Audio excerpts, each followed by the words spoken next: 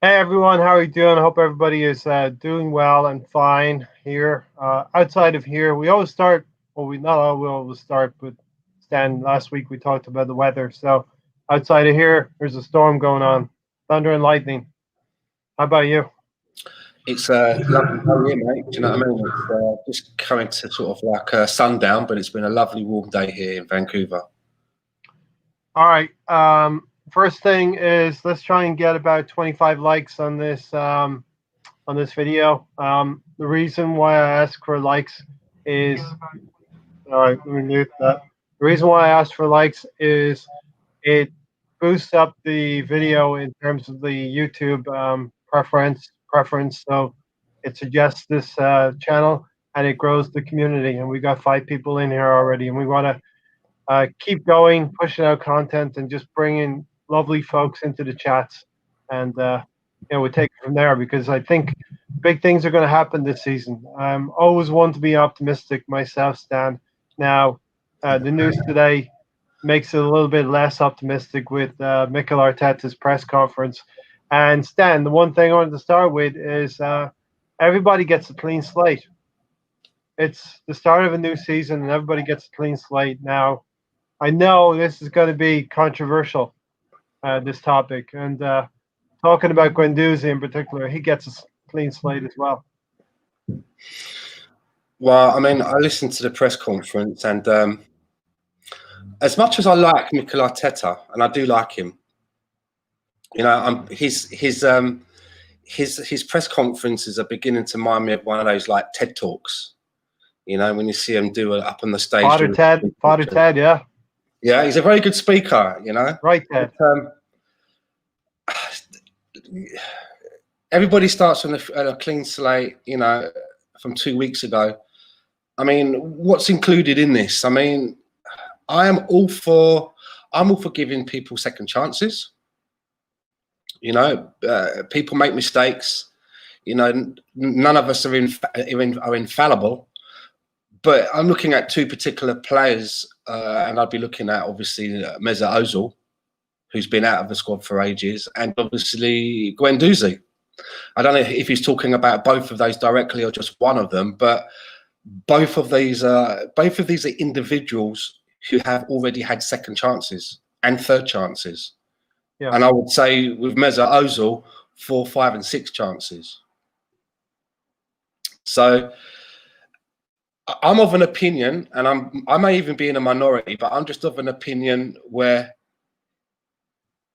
if you're gonna, the day that Unai Emery lost his power at the club was the day that he decided to bring Mesut Ozil back into the fold. I just think it weakened his hand. I think it weakened his aura to the players. You know, it weakened his position. And I think that by allowing Guendouzi and Ozil back into the squad, I just think it would be exactly the same. You know, both players have had opportunities to show what it is that they can give to the team, and they've been lacking in doing so. You know, last season was a very difficult season for us in so many ways, but we managed to come out of it with a bit of a victory, and we've done it without those players, you know. And I think it would be a little bit of, again, I might be in a minority, maybe the rest of the players are clamoring to have them both back in the team, but there may be some players who'd be looking over and saying like, well, where were you when the chips were down? Now, when the chips were down, you didn't roll your sleeves up. You didn't, you know, I didn't look next to me in the trench, and you weren't there. You weren't there in the trench with me. You know, some players may feel that way. Up in the stands with umbrellas, Ozil. Exactly. You know, and there's going to be a lot of people out there who, particularly with these two players, these are two players that seem to really attract personal attention. As in, you know, I love and support Arsenal Football Club. And yeah, I do sometimes form attachments to players. There's not many in this current squad that I do have an attachment with. You know, there's maybe 3 players, maybe 4 players. But these two guys, they are players that really have a lot of attachment to them. You know, and I just don't. Me personally, if you know, I wouldn't be bringing them back in. Let's expand on this a little bit, Stan, and we're going to talk about Steve Denham here. Welcome everyone to the chat. Steve Denham, thanks for joining us. Oi, oi, lads. Gunnar Glenn, it's 1:43 a.m. there, and big respect to everybody over in the UK right now that are coming to hang out with us in this chat section here. It's not easy to stay awake that late.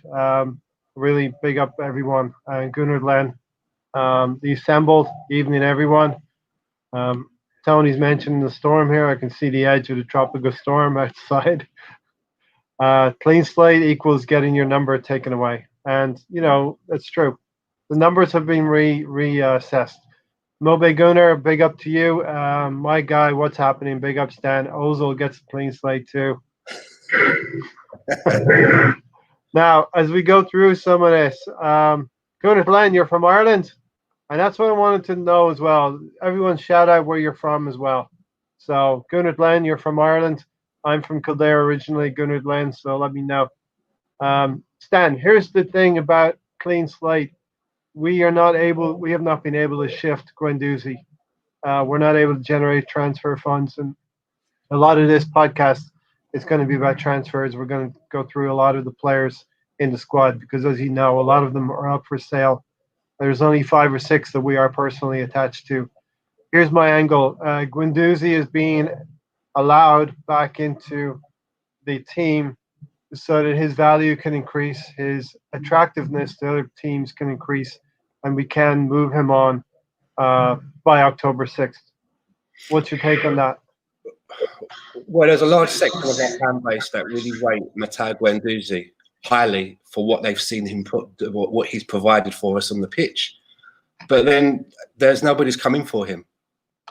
There hasn't been any solid bids. The only concrete or sort of solid link that I've sort of come across was with Unai Emery. And for me, that kind of tells you everything that you need to know. I'm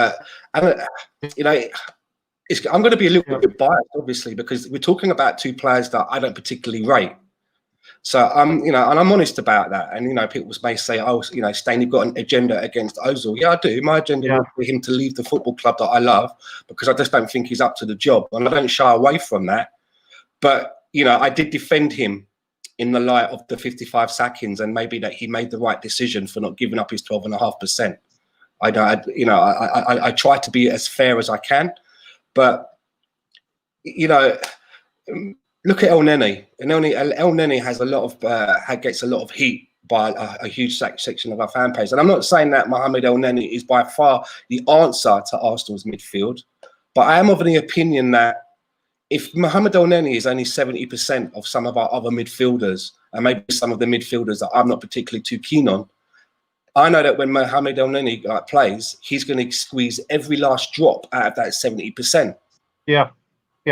He might not have the ability of some of those other players, and that's why it infuriates me when I see players that do have better ability in our team and are being paid handsomely for that, and they're not giving you 100%. They don't use their God-given talents. You're right.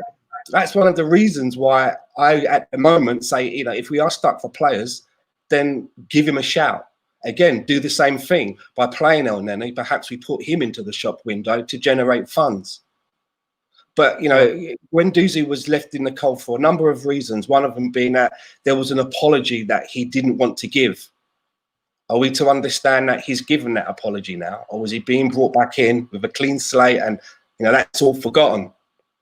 The understanding is, I was doing some research that Arteta has talked to Guendouzi in the off-season, and he's bringing him back in, and everybody gets a clean slate. But my feeling is that it's because we are going to try to get a suitor for Guendouzi, and he may actually play a couple of games here and there up until October 6th. So when the lads were out there battling to win the FA Cup, and he was on holiday, showing everybody, where he was on holiday. Again, he hasn't gone away and kind of try to build a bridge. He's just gone away and been petulant. But if this is what Mikel Arteta wants to do, I mean, this is his decision. It wouldn't be the way that I would go. Yeah, personally. it's For the definitely reasons I've given. not a good look, Stan. And to kind of go back on what you said, I don't think there's a clean slate. It's been 3 weeks since we last played again, and to do this so quickly tells me that we're struggling to raise funds to generate further transfer business. That's what that tells me. Yeah, I mean, it sounds like what little actual disposable cash we had, in if there was any kind of a kitty, has obviously gone towards Gabriel, and Yeah, that's left us dry at the well. But I mean, if we are short in the midfield area, rather than going back and drawing from the well that is Mesut Ozil, I'd rather look ahead and give somebody like an Emil Smith Rowe or any of our other youngsters some more minutes while we are going through the transfer window to see if we are going to be able to make anything happen. Because it just seems that before anyone's going to come in, we have to get some outgoings first to generate the cash. And I just find it does seem that way. I just find it strange that having an owner that's a billionaire and obviously having banks behind you. I mean, I don't know how these things work. Maybe I'm just oversimplifying it, but is there no kind of like an overdraw facility where you can say, look, we really need 50 million, Dan and Josh, to go and get Thomas Partey. And it's obvious that we're going to be able to recoup that once we move some people on. So can you just front it? As soon as we get that money back, you know, we'll write you a kite. We'll write you a kite and stick it in your bin, mate. You know, that's what we'll do. Obviously not, Stan. Obviously But not. That's not going to happen. I don't think. there doesn't seem to be any kind of leeway whatsoever. So until we shift players on, Yeah, gonna, and boy, do we have a boatload of players to get through, and we're going to stick around on Guendouzi just a little bit more. But a clean slate for Guendouzi, and not a good look. Maybe he doesn't get to play a minute, but he's going to be sitting on the bench, and if we need him, Arteta will probably turn to him. Stephen, Arteta is saying everyone gets a clean slate in case he can't move them on. Then, if there's injuries, they could be needed. So he's better off being on the right foot with all the players. And right now, we look at our midfield, and we haven't got a lot of players in our midfield stand. no. Let me go through our midfielders, and you could throw Saka and Ainsley Maitland-Niles into this group, but we've got Elneny, Xhaka, Ceballos, Guendouzi, Ozil, Willock, and Torreira. And I actually forgot about Torreira. I actually went on to put the strikers down. So Danny becomes a forgotten man. Ceballos is actually in Madrid now. Yeah, he's actually in Madrid, and they're trying to sort out a deal to get him back. But I think that we will do that deal with Real Madrid in the end. And Stephen is right. We got to keep every player.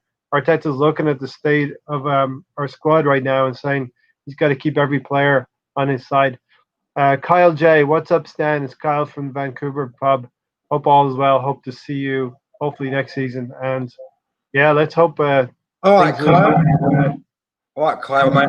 Well, Kyle was a young lad that I used to see a lot down the pub before the lockdown.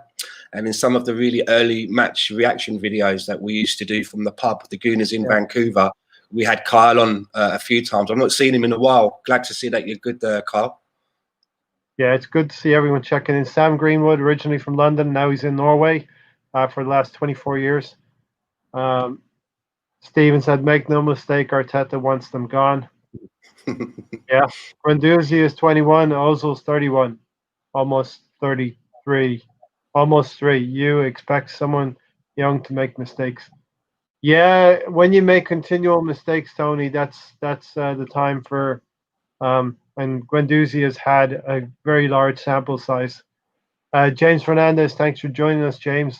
Oh, what a beautiful sight to see you live in my YouTube sub box. Yeah, we go out at an ungodly hour in the UK. So if during this window we've been saying you're struggling for some Z's, come and check us out on the Friday morning as it is. 30 million from Emery with obligations to buy. DWTT, hello. Big up DWTT. Guendouzi is a talented player with an ego and attitude issue. If he can do something with that, he might get somewhere. And hopefully his attitude is going to improve. I think it will happen, Stan, slowly for Guendouzi, but I think that's pretty much as far as we can go with Guendouzi. There is a player there. There are suitors to, at least the papers are making it sound like Barcelona, Lyon, or PSG would be the landing spots for Guendouzi eventually. Mobe Gunnar, how much chances has Mustafi been given? It's okay with him, but not Ozil. Guendouzi is a young man. If we can't sell him for the right price, I'd keep him. Ozil is not leaving, so why not make him earn his money? Yeah, and that's part of what we have to do with the squad now. Hey, Tanner, the bearded Gooner, thanks for joining us. Hello, mate. How we doing, guys? Good. We're just finishing up on Guendouzi and the clean slate that Mikel Arteta has talked about today in the press conference. Everybody gets a clean slate. Yeah, all right. I mean, I'm not the coach. I'm just a dude that sits over here in America and talks about it all the time. So, I don't know, Stan. Did you mention your tweet from earlier today about this? Sorry, Which one was that? Just when the news broke of Arteta giving everybody a clean slate and how you feel about it, I guess. You'll have to remind me of the wording. I can't remember. And before he's basically just said you weren't in favor of it. I'll leave it at that. So yeah. I get that everybody's going to get a clean slate at the beginning of the year. It's a fresh season. But can the Tiger change his stripes with Matteo Guendouzi? What Mobe Gunnar just said with the, pull that back up again for me. Right. Yeah. How many chances has Mustafi been given? Yeah. It's okay with him, but not Ozil. With Mustafi, and keep in mind that we were thin at center back. So that's why he's getting an opportunity. But we don't see what the coaching staff sees in training either. So let's keep that in mind as well. Obviously we were all pretty upset with David Luiz at the beginning of the restart. He got a freaking 1-year contract extension out of the deal. So, everybody gets a clean slate. Yeah. All right. And I'm not a Guendouzi guy. We don't have any midfield depth right now.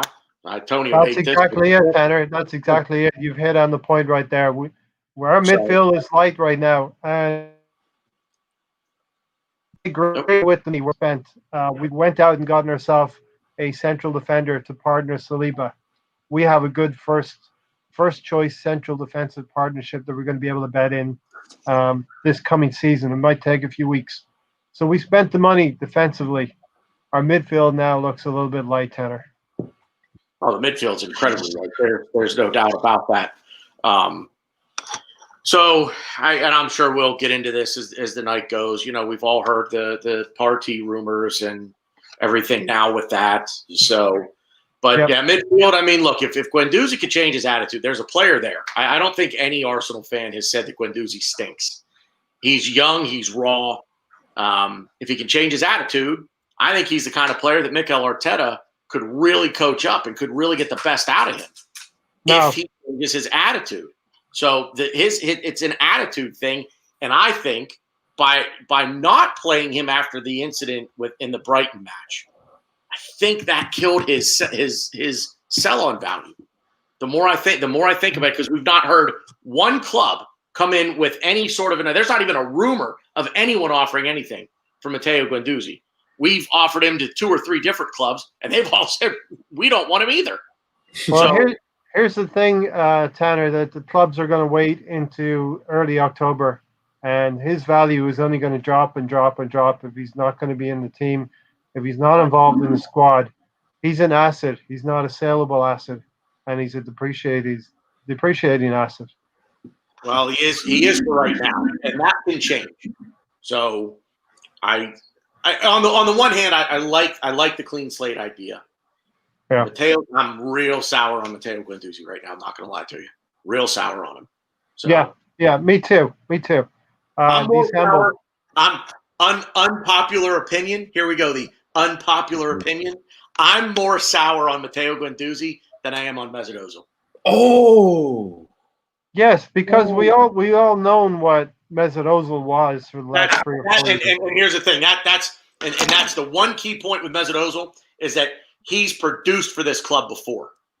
He's produced for the club before, so he doesn't get a pass, but he gets more of a pass than Guendouzi does. That's all I'll say. We'll move on. Mr. Arsenal commented on my shirt from She-War. Yeah, baby. Yeah, nice one. Come on. Love it. He assembled. I'm very sorry, but Arteta's full of it. He could have gotten rid of Mustafi and Xhaka in January, and he said he could make them better instead. Did he not make them better, Stan, on the assembled? I think you could argue that he made Mustafi and Xhaka better. Now, I've been saying since the start of the year, I've seen every player in this squad improve under Arteta, with one exception, Guendouzi. For me, he always continued to play the same way and make the same mistakes. He was always a liability, and Arteta never changed him in the last 7 or 8 months, Stan. See, here's the thing, and I have to agree with the assembled, because I was never really a fan of Xhaka, and that's just looking at what he was like ability-wise, what he was providing for Arsenal. And then there was the incident when he came off the Palace game. That just really soured it for me. And then he had one foot out of the door. He was basically on his way to Hertha Berlin. It seemed like that was a concrete offer. And that was like 40 million euros that we said, no, we want to keep him. And now we're struggling to find, 50 million euros for Thomas Partey. And I just think to myself, I know it's not Football Manager, but there was a big sour note at the time. He was supposed to be the captain. It was all very sour. The fan base was divided. A good bid had come in. This is like pre-COVID money, 40 million euros for Granit Xhaka. And we turned that down and persevered with him. And I don't understand that decision. Yeah, we did turn it down at a time where Arteta was trying to use the best resources of the team that he had. And I'm only putting myself in Arteta's position, saying you had to run with what he had and you couldn't maybe work the transfer market. I'm surprised in that he didn't turn around and go, 40 million for Granit Xhaka. Great, yeah. I can do better than that. Give me the 40 million. Yeah. I don't know what it is that he sees. I don't know what it is that Emery sees. Wenger, all of the managers that have been in Arsenal, they all seem to see something. And I just echo what Tanner said that when he first came in. I'm just a guy sat over here in Vancouver talking about this shit. So what do I know? I'm not getting paid the 5 million a season that Arteta is to make these decisions, right? It's starting to sound like Notting Hill a little bit. I'm just a man looking at a woman. Let me bring up one point here with Granit Xhaka, and Tony, cover your ears. But Tony, don't cover your ears, because I actually think Tony'd agree with me on this. But it's actually once we got into the restart. Boy, it's a good thing we had Granit Xhaka, isn't it? Because what other midfield depth did we have? Who else were we going to? We were going to run out Joe Willock and Danny Ceballos, or Lucas Torreira and Danny Ceballos in the midfield. I mean, I hate to say it, but like you said with Mustafi, he wasn't necessarily great, but Arteta made him better. So, and the same to a degree with Granit Xhaka. Is he great? No. Is he good enough for Arsenal? I'll agree with all the comments that say that Granit Xhaka is not good enough for Arsenal. He's good enough to be a squad player, a rotation player, but he's not good enough to be he's not good enough to be one of the first names on the team sheet week in and week out. Yeah. So in the same way that Mustafi will be good enough to be a fourth or fifth choice. And I said before on your show that I would not be opposed to re-signing him, to giving him a bit of an extension, Mustafi that is, if you bring in the right players in front of him on the depth chart, above him on the depth chart. So if you go Saliba, Gabriel, even David Luiz, if Callum Chambers, Rob Holding, Pablo Mari, those guys are all above Mustafi on the depth chart. But I don't hate the fact that he's a depth option. Yeah. So Sam Greenwood, great point here. It's worth paying Ozil off just to get the white noise out of here. and the fans unite around the club and not a player. So, Yeah, Stan, that is what Wenger left us. Some players who aren't inspired, motivated, challenged, and I think Arteta's done a great job in sort of motivating these players and bringing them on. Now, let's get off of Guendouzi and all that stuff. The next big one is Ainsley Maitland-Niles. Now, this is a player that, in my opinion, I'm going to have the first say here. In a perfect world, I would keep this player every day of the week, and it sounds like from the press conference that Arteta wants to keep the player as well. Let's not. I mean, Tanner or Stan might disagree with me, but that's what I'm getting from the press conference. The club wants to keep the player.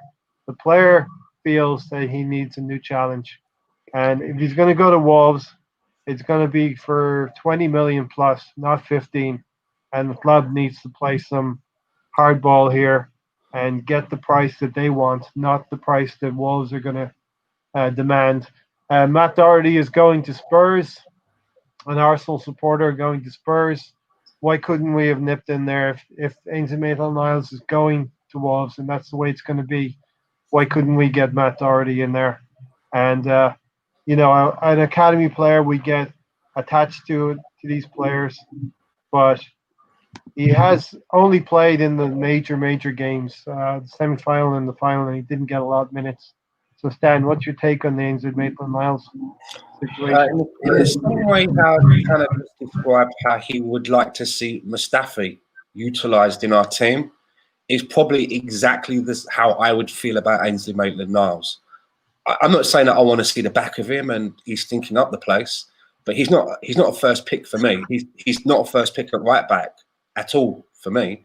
But he's a player that could be useful in certain competitions, and I wouldn't mind having him, just as Tanner said, down the pecking order.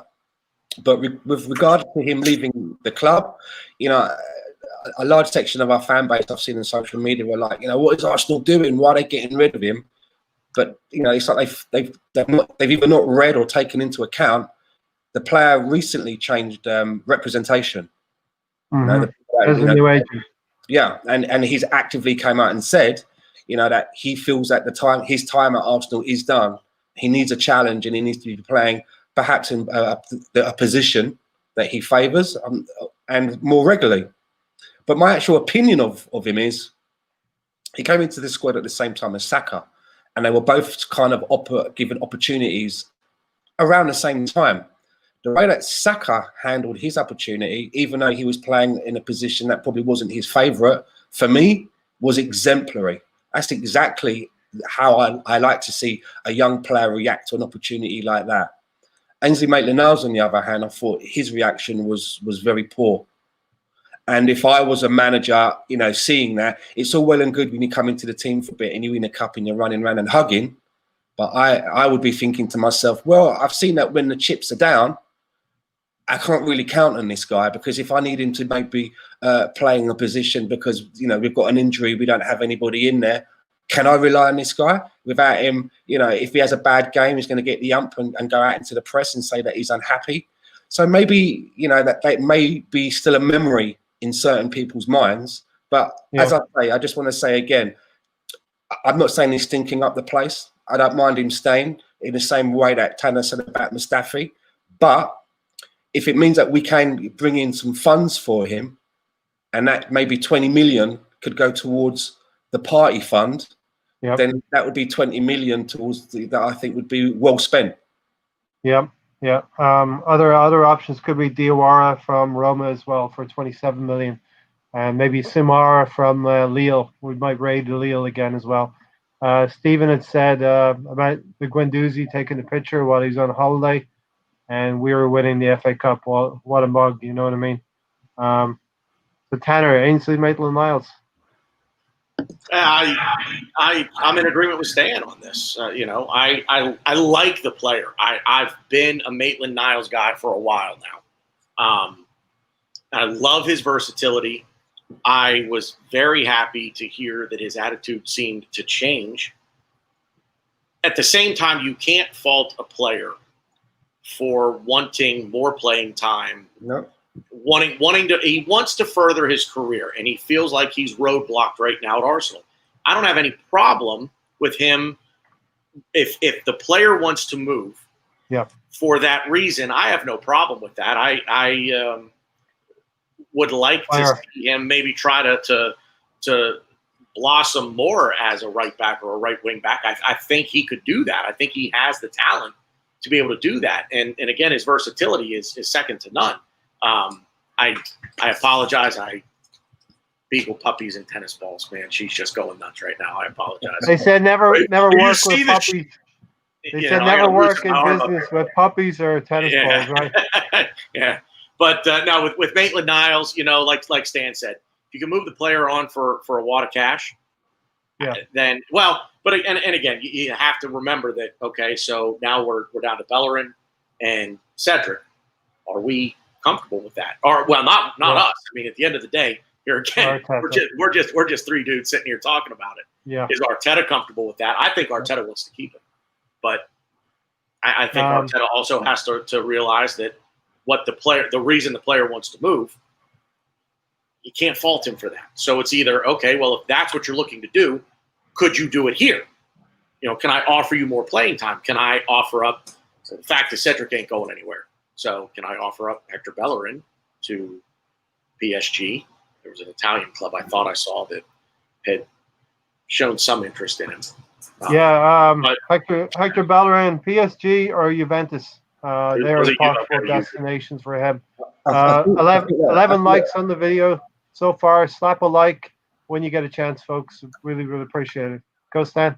I think that when Cedric got given that 4-year contract, it was game over for Ainsley Maitland-Niles at that moment.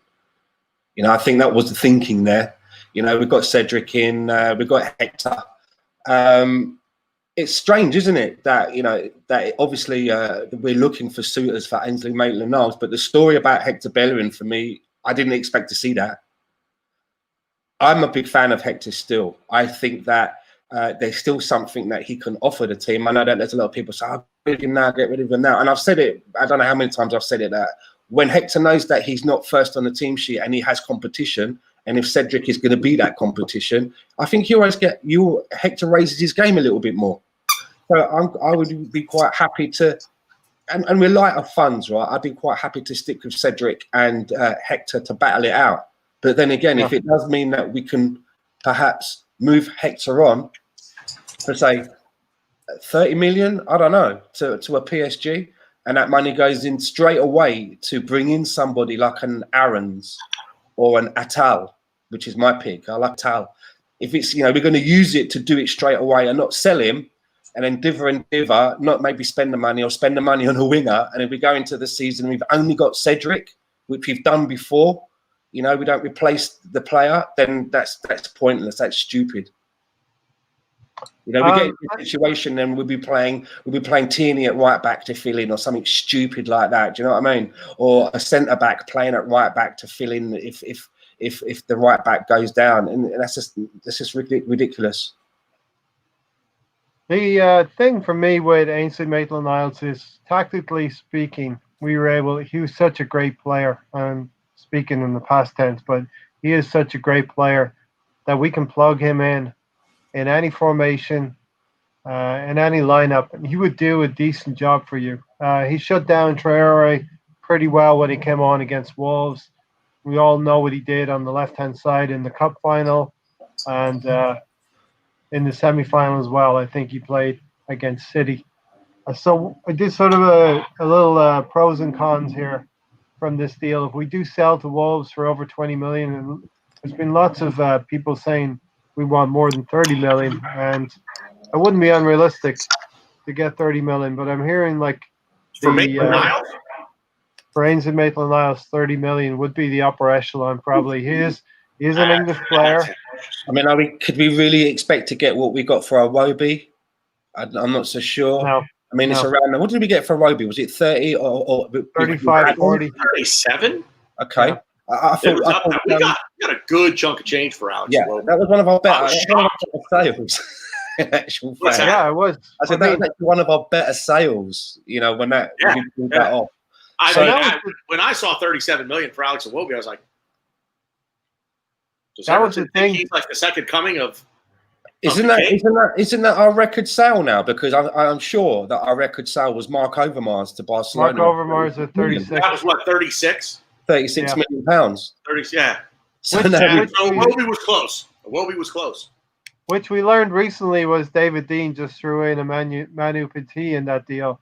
So yeah, you can have him for free, technically speaking. that's a hell of a sweetener, isn't it? Yeah, not bad at all. That's the time. Here's what my notes were, Stan. And to your point, we have to start acting like a big club again. Sell players in their prime. Buy the established players. You know, something like Liverpool's doing. They're selling their players when they're in the prime still. Here's other footnotes I have. We're finally making money from players leaving. So we've had players leave over the years and not getting any value out of them. Ainsley Maitland-Niles was a great 1v1 defender. You could have him do a job, mark a man, and he would do a great job. Here's one of the cons. We were making one of our rivals stronger. So Wolverhampton Wanderers, like it or not, finished 3 points ahead of us. Yeah. They are one of our rivals right now. We would like to think that we are a class above Wolverhampton Wanderers, but we're not. We're 3 points behind them. The table does not lie, Stan. Cash coming in a self-sustaining model. Some people hate that. Real Deadwood, difficult to move on the real Deadwood, and we're going to get onto the Deadwood in a few minutes. Not part of Arteta's vision, 3 to 5 years. That's what I was thinking. If we're willing to sell Ainsley Maitland-Niles, and Arteta's willing to do that, which I think part of this press conference shows that he's not really willing. He doesn't want the player to go. A new agent, a new club. I think Tanner mentioned that. He's got a new agent. And you know what agents want to do? They want to move their players on and get a percentage. Get a percentage. And the other thing is, the other point I had was Arteta must have a clear plan to start selling players like Ainsley Maitland-Niles. Do we have a clear plan, Tanner? Do we have a clear plan? Yes. There's a clear plan. And that plan is not always going to jive with what the fans want. I've got 3 dogs on a love seat right now. It's entertaining. For crying out Great. loud. Yeah, right. This is calling you Dr. Doolittle. This is the absolute best, and I can't believe I'm going to say this, but you ever hear like the say, you know what's great for birth control? Someone else's kids. So for people who are on the fence about getting a dog or not, this is probably backfiring. I hope everyone apologizes. I'm trying to keep up here in the comments. It's been difficult. So 14 of you in there. It's great. Yeah, Tanner. No, there's a definite plan in place, and like I said, that the fan base is not always going to agree with the plan, and we've seen that with the division on the sale of Ainsley Maitland-Niles to just kind of keep that ball rolling here. But you either trust the process or you don't, and I trust the process.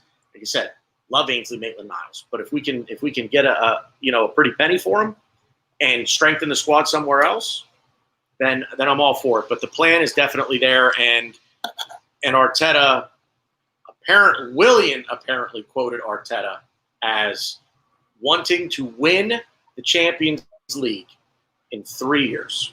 Mm-hmm. There it is, 3 years. Yeah. So that's 3 years. That's not this year. We're in Europa League. Qualification for Champions League the following season, and then win it in one of those next 2 seasons. One of those next 2 seasons. That's ambitious, and it'll be interesting to see if ownership will back him to that hilt to say, yeah, okay, we like the plan. Let's go. Let's make it happen. So what's in every Gooner's mind right now is, are we going to buy a midfielder of any kind of sort in this window? Yeah, I think so. The fact. All right, I don't know if you guys on this before I got in here. Go ahead. Yeah, go. If we're talking about bringing back El Neni and bringing Guendouzi back into the fold, we're boosting numbers for midfield. That tells me we're not, at this point in time, we're not thinking about getting a midfielder. I mean, so the Thomas Partey rumors could be true, that they're not going to meet us half. They're not going to meet us anywhere in the middle on the You release. know, things will change. It's going to be a fluid situation. I think there's 5 weeks left here. I think a lot can change. But right now, it doesn't look good to me. The silence from the club on all of this is very interesting to me. All of the rumors floating about that the signings are done, this and that, and then Arteta comes out today. Nope, signings aren't done. Gabriel's not done apparently. Although there was a picture, and if it's photoshopped, good God, whoever that, I can't remember who it was, but my God, go figure out how to make money off that because it was tremendous. But there was a there was an image of Gabriel walking out of London Colney. Yeah, and I saw a video as well. So if it's all doctored, then those folks, first of all, you guys have way too much time on your hands. Get a dog. Seriously, get a dog. Secondly, take that talent though and figure out how to make money at it. But it's interesting that these things haven't been announced yet. It almost feels like to me there's something real big coming down the pipeline. I almost like they're Messi. I saw Lionel Messi. Okay. I didn't say. Listen, let's not go that far. Yeah, that's we're not talking Mandingo here. All right, not that big. No, I saw actually on Twitter people are going through speculating what the announcement videos are going to be, and somebody said something like Aubameyang signing his contract or Gabriel signing his contract, and then Aubameyang turns around and he's doing something, but then all of a sudden Thomas Partey walks in, he's like, "Can I join the party?" And then Aouar comes in and he's kicking a ball or doing something. I get a feeling, I don't know, man, maybe it's just wishful thinking, but I get a feeling there's something like that coming. Almost you know what? We're going to do everything we get done before the season, every signing we get done, with the exception of Willian, we're going to put into one video, and it's just going to be the biggest thing ever. And Arsenal Twitter will implode. Yeah, we'll be gassed. DWTT. Maybe that's the goal of the club. Maybe they're so sick of hearing us on Twitter. They're like, if we do this, maybe they'll all just shut up. DWTT has said Guendouzi and Ozil have provided their answer. They don't want to be here. Either take the loss on the transfer or they are gone. Mustafi, better. Xhaka is the same in terms of coaching up. With Ozil, we know what he's capable of doing. Guendouzi has improved nothing. He should thank his lucky stars. Arsenal came along and gave him a chance. That's the thing as well, Stan. Arsenal have raised Guendouzi's profile as well. The club's going to benefit no matter what. It just depends on how much we're going to benefit by. I don't see Guendouzi staying at the club for the remainder of the season, do you? No, but you asked Hannah about the plan, the clear plan, and you didn't ask me. And I'd like to talk about this clear plan that we get told about, if that's all right. Yeah, I mean, those are my notes based on Ainsley Maitland-Niles. If we're willing to sell Ainsley Maitland-Niles, there must be a clear plan. I think Arteta is an intelligent coach, manager, that I believe he has a clear plan, but I don't know what it is right now. Okay, well, if there is a plan, it's not clear.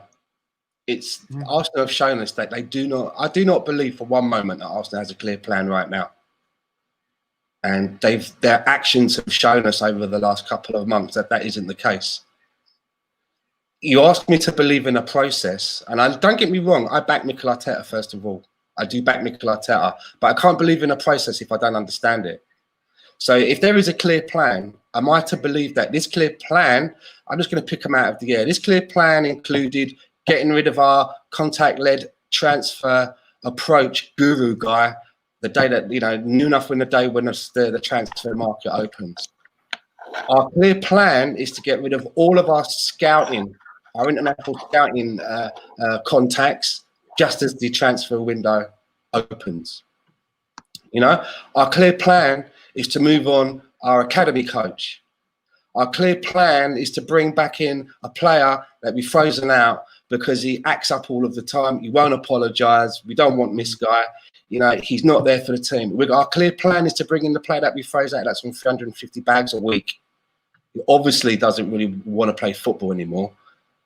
Our clear plan is to not take 40 million for Granit Xhaka and not invest that money into an upgrade like Thomas Partey. There is no clear plan. The plan is changing on a daily basis. I don't even believe that Vinay, appointing Vinay as the head honcho, where did that one come from? His job is the contracts guy. He has made a complete hash of all of the contracts that he is sat in. He's got to be there. He must have been involved in the Mesut Ozil contract. He must have been involved in the David Luiz contract. So he must have been involved in the Willian contract. And now we've made this guy the head guy. We've put him on the Iron Throne. With what credentials? Whereas, you know, we should have someone in that kind of a position, someone who's had some kind of dealings in the operating of football. Whether it's somebody like a David Pleat or a Glenn Hoddle, or someone of that kind of a name who's been in and around football, who's kind of pulling all of the different departments together. He's the contract guy. Do your contracts. He's made a mess of them though. So, as I say, I love Mikel Arteta, but I'm not going to be hoodwinked by the club, and that's what they're doing. They are hoodwinking us. Let me just say that those were my words. That I said he must have a clear plan if we're selling Ainsley Maitland-Niles, and this was before a revelation of the press conference where it was intimated that Arteta wanted to keep the player. That's what I believe now. He wants to keep the player. The player is the one who wants to leave, right, Tanner? Yeah, I think you're on mute there. I'll just get Stephen's comment here. What is Guendouzi actually good at? He doesn't track runners. Lets players run off him, go past him. He has no positional sense. He doesn't score. What does he do apart from look like a headless chicken? That's my opinion of Guendouzi right now as well. Tanner? And I just want to say as well, you know, I love this club. I've been supporting it since I was like knee high to a grasshopper. But I like to ask questions. You know, I won't just be the narrative and go, okay, yeah, I'm cool with that. And I will critique as much as I love Mikel Arteta. If he does something that I think I'm not sure about, then I'm open to discuss it and critique it. You know, I'm not just going to give him a free pass because he needs to play for Arsenal. Yeah, that's why we come together and we mash these things out. We talk about them. I think generally we're on the upward curve. We're on the lower part of the upward curve, but we're going in the right direction. We've won an FA Cup when we didn't think we were going to get anything out of this squad. And can I just say, critical 5 weeks ago. If there was a clear plan, then it was probably Raul Sanllehi's clear plan, and he ain't at the club no more. Yeah. So what's the plan now? I hope there's a clear plan. I'm going from saying he must have a clear plan to hoping he has a clear plan now, Tanner. No, and you need to bear in mind that this is all a two-way street too. You know, it's not just, hey, Arsenal come knock on your door and you jump out of a birthday cake with tassels on your nipples, ready to go to Arsenal. I would. I would too. I mean, let's not get it twisted. But the thing of it is right now we are not the Arsenal of 15 years ago. We're not the Arsenal of 10 years ago. We're not the Arsenal of 6 or 7 years ago. We're a club in a massive amount of transition right now. Yeah. We're a Europa League club trying to climb back up the ladder to Champions League. And at the end of the day, I have a bit of a thought on players who want Champions League football. They want to go to an established club that constantly competes in the Champions League. But I don't know, there's a competitive streak in me that I would look at a situation like this and say, yeah, I want to go make that team better. You know what I mean? Yeah. And I want to be a part of helping that club get back to where they could have been. But my point being the clear plan.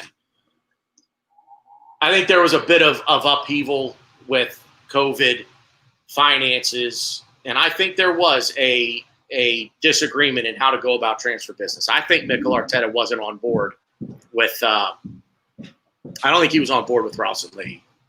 And I think ownership kind of looked at this and was like, well, who is more important to the club?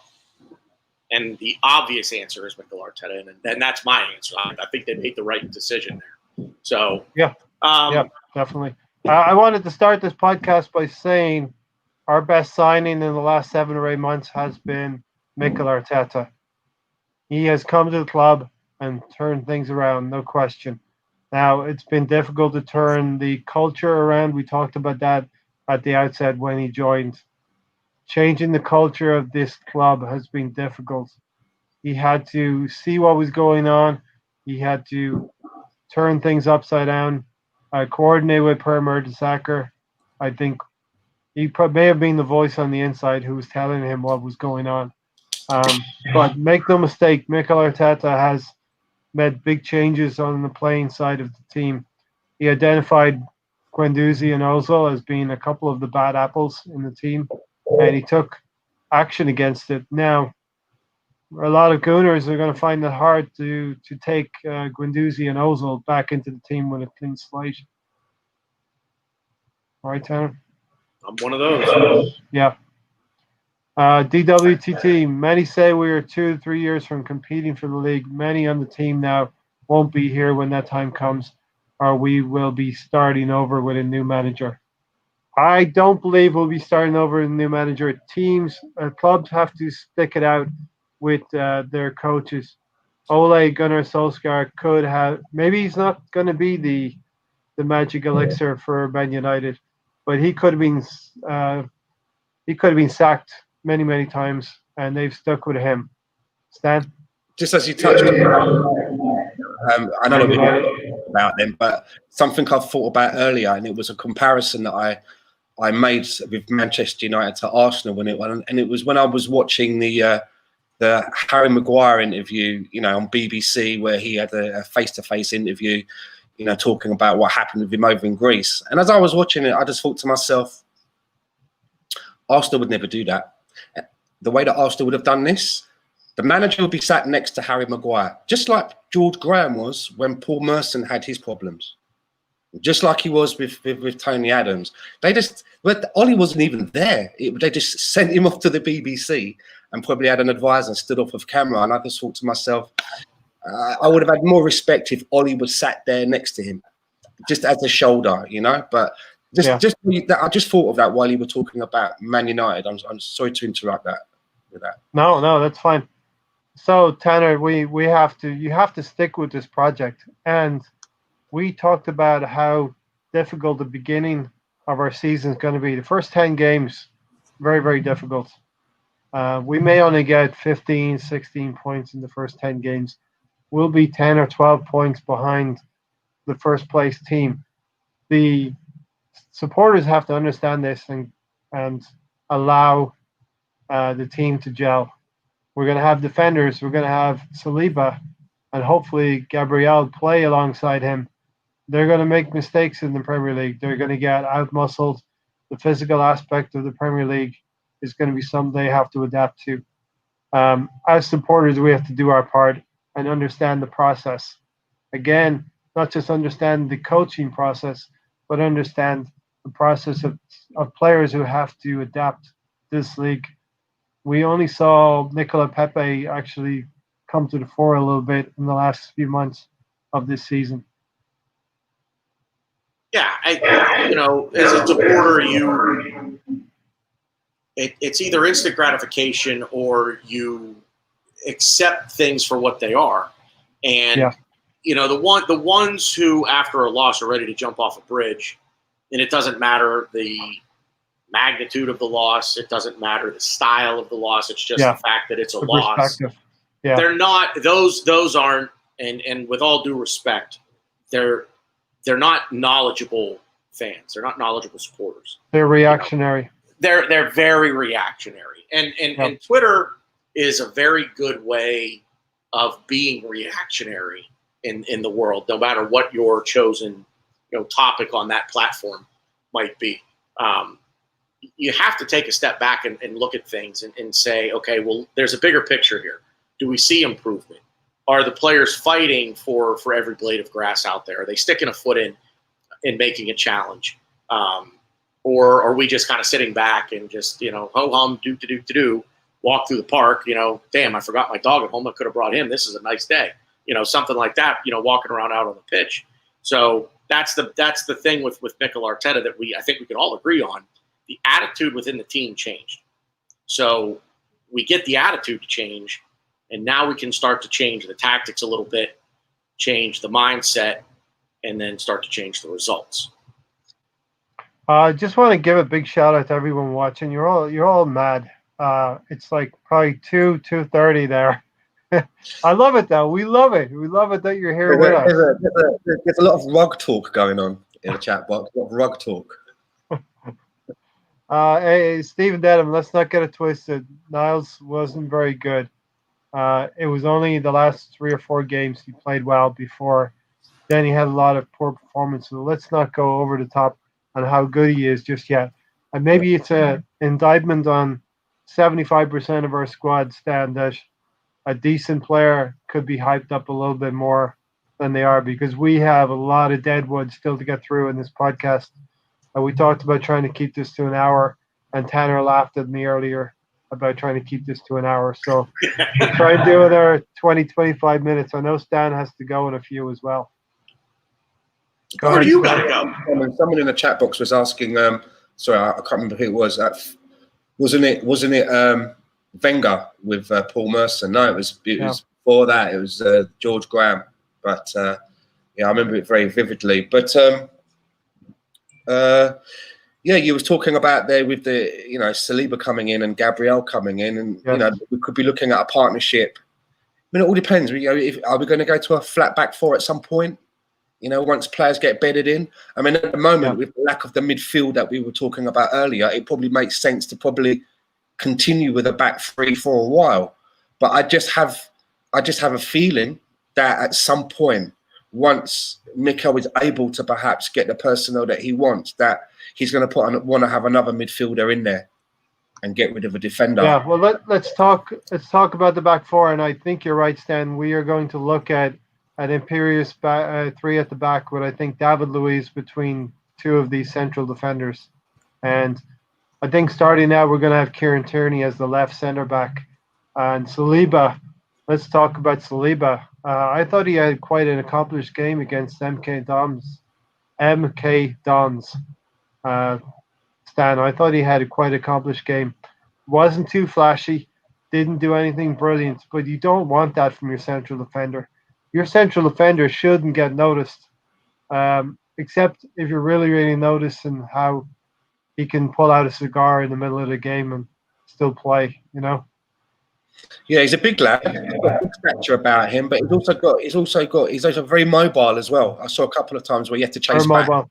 Exactly, very mobile, takes the right angles, and doesn't when he goes to ground, he gets the ball. I know it was MK Dons, 1-4-1, but still, you're looking for these little signs here and there, right? I mean, we have to remember as well, he's 18 years old, but it's not like we're bringing in a player where at his previous team, he was, a good prospect. He got into their cup games. He was on the bench. He got a few appearances, and there's flashes of that. There's a real potential here. He's playing quite regularly. When he's fit, he was like one of their first picks in that team. So I think that, he could be ready to go sooner rather than later. And, if you're good enough, you're old enough. I mean, look at Martinelli. Mm-hmm. I mean, Martinelli he was basically like playing keepy up with watermelons in the street, right? He didn't come from some big league, but he's got the talent, he's got the skills. And I think if Mikel Arteta sees that from Saliba and he catches his eye, he'll be in the team. But the curious thing for me is that we've got two left-footed centre-backs now. I think Saliba's a right-footed centre-back. Gabriel and Pablo Mari. Yeah. We've given a 4-year contract now to Pablo Mari. Yeah. So it's going to be very difficult for them to ever be, I think, fielded in the team at the same time. So who's back up to who? So is it a case that those two have got to duke it out for that left-footed slot, whether it's in the back four or a back three, It will be the more accomplished player of that couple who will be playing out of position, as it were. on the right side, I would say.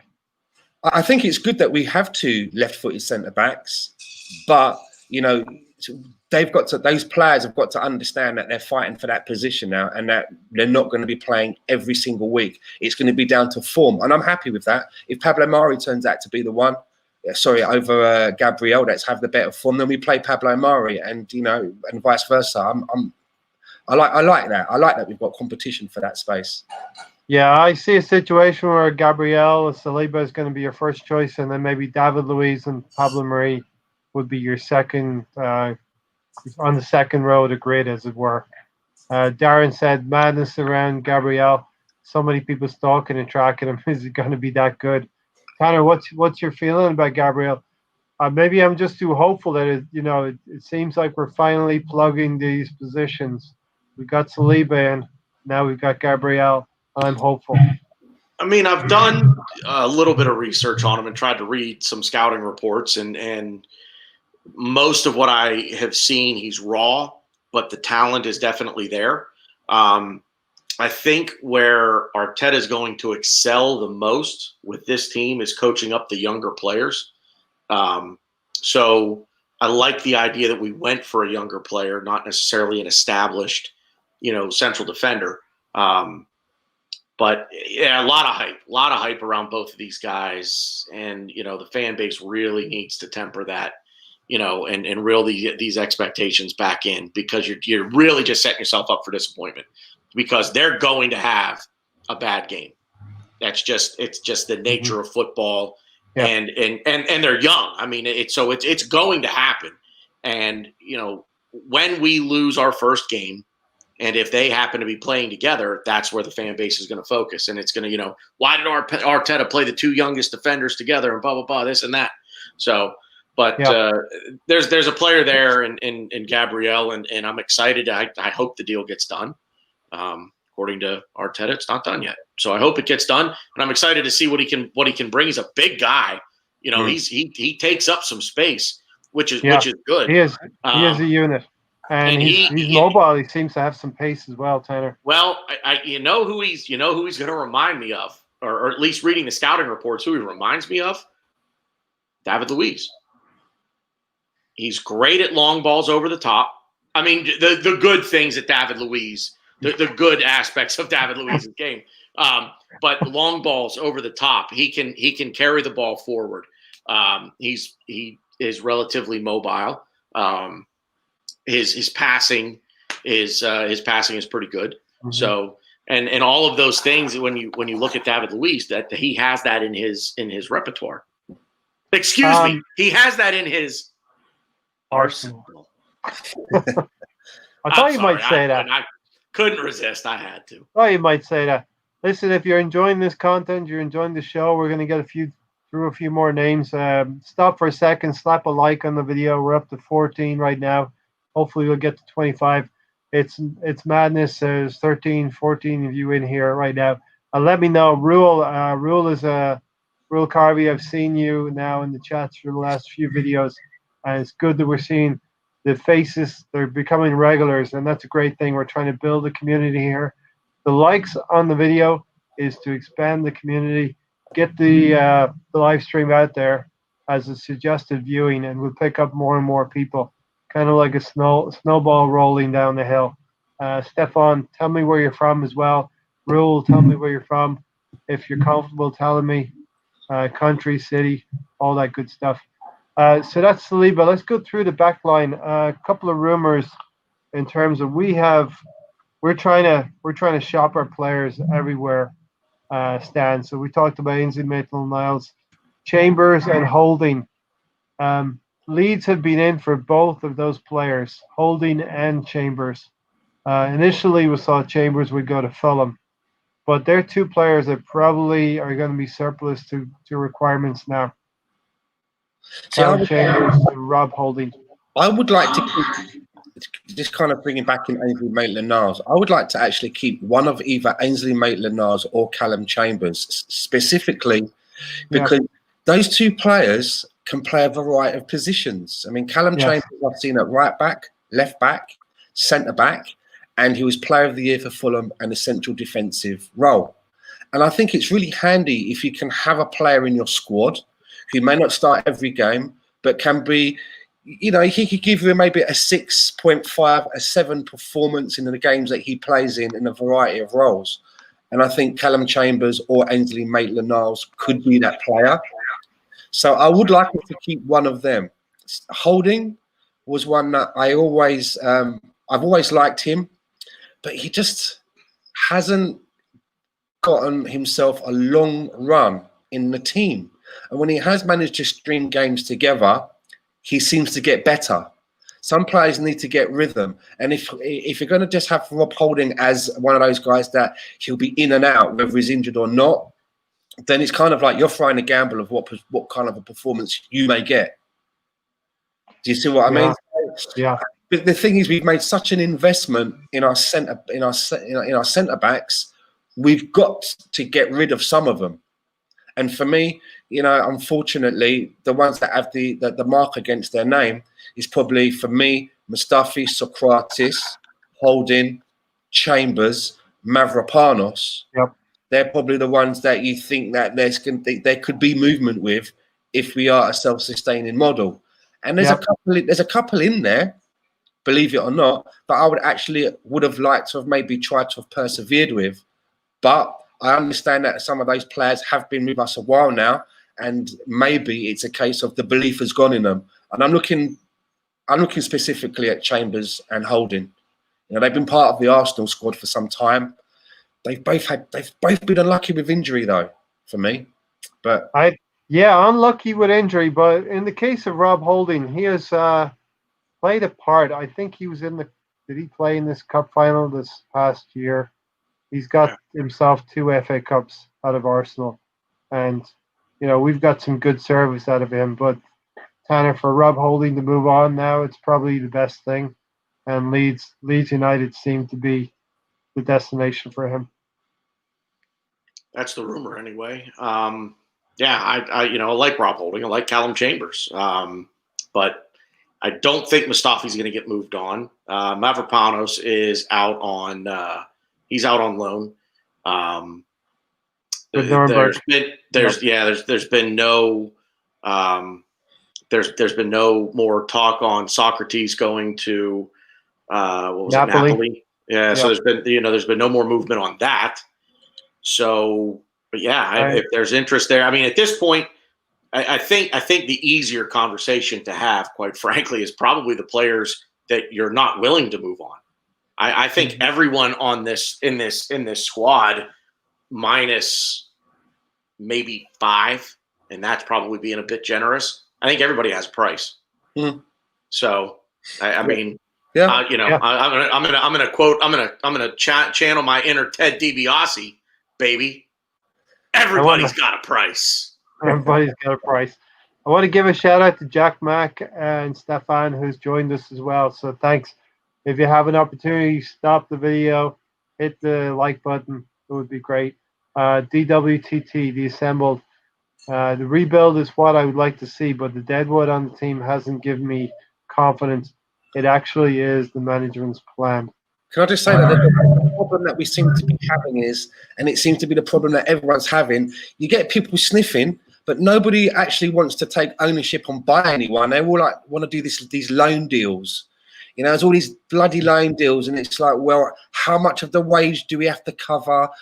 Are we going to get anything coming in from it? We may have a player off of our wage, but we need to bring in transfer fees. If you want I think it's or an Alcantara or something, you need some dollars. You need paper. I think right now we are in a situation where everyone is waiting. They're playing the waiting game, Stan, and it's going to get boring in the next month. We're going to have some footy to talk about, but we're going to be talking about transfers as well. And as all of these players that we're going to touch on today. Do you think there's going to be like a mad rush at the end, and it's going to be those teams which are more switched on, because you can get, if there's a mad rush at the end, you can get caught out, i.e. bids coming for your players, you've got the money, but then you've not left yourself enough time to go out and cover yourself. You know what I mean? I feel at some point we're going to mention Chelsea as well, right, Tanner? I don't really want to. Do I have to? No, what I was going to say on just what's that, Stan? Must we? Yeah. No, we don't have to. Darn it, Dad! No. There'll be plenty of times to talk about that. On Stan's point with the transfer window and the mad dash thing, the one thing I like about the window extending into the season, and especially as far into the season as this one's going to go, because it's going to go for almost a month and a half. So we start September 12th, and I think it doesn't. The window for English clubs to trade amongst English clubs, I don't think closes till the end of October. So the one thing I like about the window staying open through the beginning of the season is teams that thought they might be up here and they're down here might look to say, hey, they've got a player over there they're trying to sell. Maybe he makes us better. Let's spend some money. Yeah. You know, that's the only aspect of this particular transfer window that I like. Otherwise, I'm a big fan of the window closing before the season starts. Get the business done, but December said if you went to the Olympiacos game, you realize Arsenal are wasting everyone's time, and the Olympiacos game was not a good game for us. Stan? I was just going to say, but for the United Kingdom, any player that we buy that comes in from overseas, the longer we leave it, that player will still have to self-isolate for a 2-week period. Yep. And then there'll be the reintegration via training. So it could be a while. If a player, we get a player near the end of the window, it could be another month before you see that player coming off the bench. Can I make a comment about that? This 2-week quarantine thing with the players coming in? Yeah. This is silly. This is stupid. This is silly. They could test them at the facility. They can get the results in a few hours, and they can know if they're positive or negative, and you move on. I think this 2-week quarantine thing for new players coming into the GTFO, man. There is that period of days where you can be what they call asymptomatic, and you may not have. You might but if you're and now we get the false, and I don't want to go off on this, but false negative. It could be less than 2 weeks, in my opinion. I think they could figure out a way to get it done so that you're not, waiting this 2 weeks. And here again, that's what the Gabriel thing could be. Maybe that's what now Aubameyang's been in training and he played, so that's not it. But maybe that's the Gabriel holdup. Maybe they're waiting 2 weeks just to make sure. Maybe they don't want to announce it. Maybe it's, it could be done. Maybe they don't want to announce it because, God forbid, what if in the 2 weeks that he's quarantining, something happens? And all of a sudden, God forbid, he, has to go back to France. I don't even know how that would work. But, maybe they're just erring on the side of caution because of COVID. Tony has pointed out the Ox was 40 million. He assembled DWTT. They want to sell Ainsley Maitland Niles and bring back El Neni. Says it all, really. Now, El Neni, Tanner, he's not a bad squad player. I'm not against having him in the squad. Mohamed El Neni. So just again to the assembled comment, just real quick. Again, something you have to understand. You can't just say, okay, I'm going to sell this player, and then everybody comes rushing to your door, knocking on. Okay, oh, you're going to sell him? Okay, well, look at all the buyers lining up. Nobody wants him. Yeah. Nobody wants him. So if nobody wants him, you can't sell something that no one wants to buy. So I don't mean to pick on the assembled. The one thing that drives me nuts about this fan base is it's like we just expect that the players we don't want we're going to sell, and the players that we do want we're just going to go out and buy, and it doesn't work that way. Yeah, it takes two to tango, and it takes three parties. It takes the player and his agent and two clubs. Well, I consider the player and the agent just one. Mesut Ozil has 25+ million fans or supporters, backers, followers on Twitter. I don't think the sun shines out of his arse, right? Yet, I have not seen one team. How long has he been out of favour? Not one team has come in and made any kind of a noise, a bid, anything. There's not even a knock on the door. There's not even a knock on the door. Nothing. I mean, what we heard earlier in the week. We heard earlier in the week that we were offering Hector Bellerin to PSG. We're offering a player to another club. Nobody came knocking. We're offering a player to another club. So if nobody, again, I don't know. I can't hammer this nail home any harder. You have to have a buyer. You can't just go out and say, hey, we want to sell this player, and all of a sudden you get five buyers lining up. If they want him, they'll come and they'll make an offer.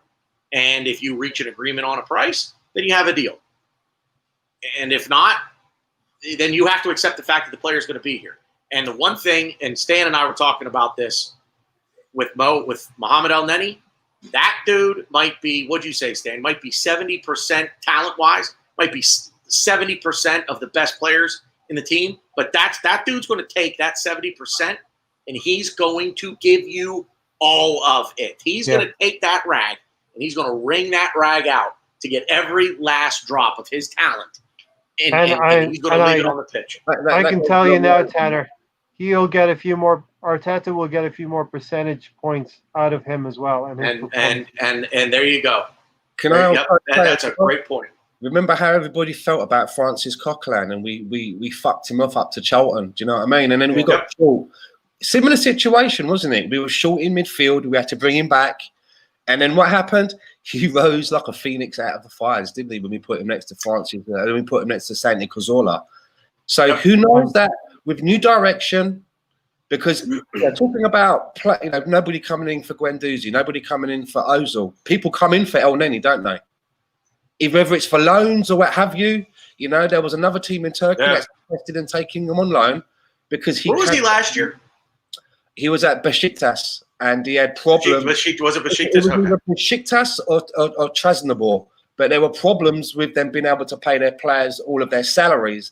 And he went not getting any money, and it kind of left a bit of a bad taste in his mouth. But I mean, how do we know that somebody like Mohamed El Neni, working with Mikel Arteta, being put next to somebody in the midfield that he thinks he can click with and give him guidance? How do we know that it can't be a Coquelin too?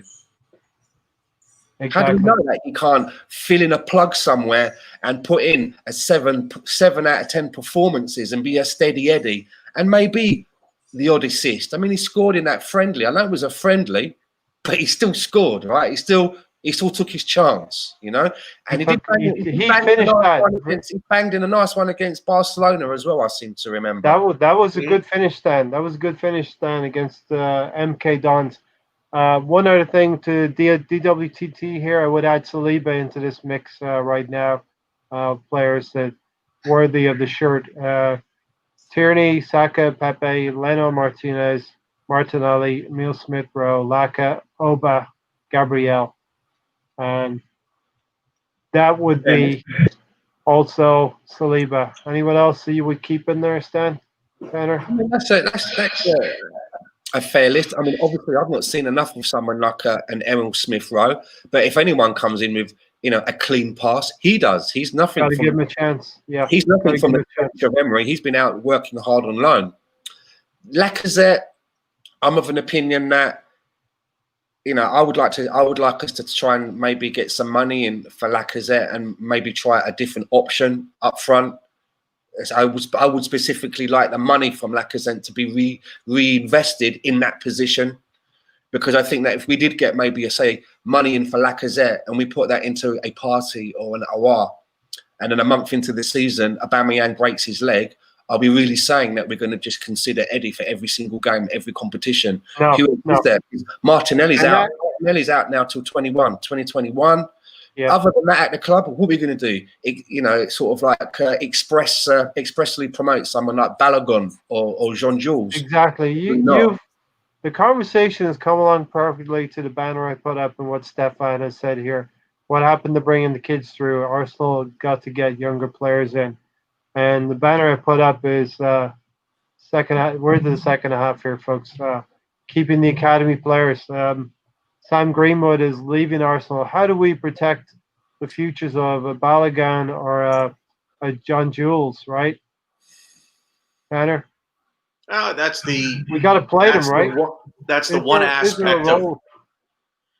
I mean, probably not right now. You have to say. I mean, when you look at the squad as it currently stands, and what we're trying to accomplish, we really can't afford to play untested youth as much as we want to, as much as it sounds, like a fairy tale that they came through the academy, they're homegrown players, and hometown kid does, turns good, or whatever you want to say. It's you got to. I hate to say it, but you kind of have to pick one. Do you want the youth, and do you really want the project to be 3 to 5 years and bring the youth through, or do you want Champions League football? Come 2 years from now. So you're just not going to. Our youth isn't that talented. We're not talking about a youth academy full of Kylian Mbappe's here. Okay, so they are going to be players that are going to have to come in, and they're going to have to, as you guys say, they're going to have to bed in to the Premier League and the speed and the physicality of this league at that level. And there are going to be a lot of growing pains. So you can't expect an Eddie Nketiah to come in and be the guy, like Stan said, in your, unfortunately, day after tomorrow doomsday, scenario.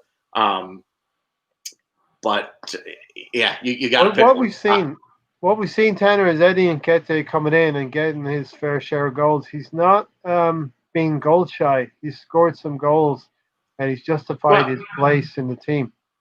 And on that note, the one other thing is, if we could get more goal production from the wings and from the midfield, maybe in Stan's particular scenario, God forbid, but in Stan's particular scenario, if we sold Lacazette, if Aubameyang comes up lame, and now we're relying on Eddie, well, we're not just relying on Eddie, and we should be relying on just Aubameyang. And I'm not saying anything. I don't think you guys clearly know that. But we need goal production from Pepe. We need goal production from Willian. We need goal production from Saka. We need when he gets healthy, we need goal production from Martinelli. We need a young, hungry striker sitting on the bench that can come on with 15 minutes to go and get. There's one in Silva. But to Ray's point, and I think Eddie is that player. I think Eddie is that young, hungry striker that can come off the bench for 15 minutes, for 20 minutes, and bring that energy. So Stan, yes, I am with you 100% on bringing in Edouard if we could. The problem is, though, and again, it's unfortunately we're at this club, we're in a boat where we're going to have to kind of pick and choose our battles, so to speak. We're just not going to have the money. Even if we sell Lacazette, we still have to improve in other areas. We need to work on the starting 11 before we start really worrying about the guys who are going to replace those guys. So we need Arteta to figure out his best 11. And even if Edouard comes in, I don't think he's the best 11, because the only player he replaces is Aubameyang, and Aubameyang I put above him. No, he'd replace Lacazette, right? Because he's going to continue. I think. No. But who's no on the depth chart. You keep Aubameyang out left then. No, in that particular Arteta. That's what I think. That's what Mikel Arteta is going to do. So if he was to get rid of Laka, that's what I'm saying. Aubameyang's going to be in that. You've got Eddie really, and I think somebody. The only way around it is like what you say. If you're going to have Eddie, God forbid anything happened to Aubameyang, he couldn't slot in that position. Then you would have to bring up one of those two from the under 23s to help Eddie out. I mean, I'm not adverse for that. Sometimes there's a good policy to say, well, let's see if this lad can sink or swim. Wayne Rooney hit it at 16, right?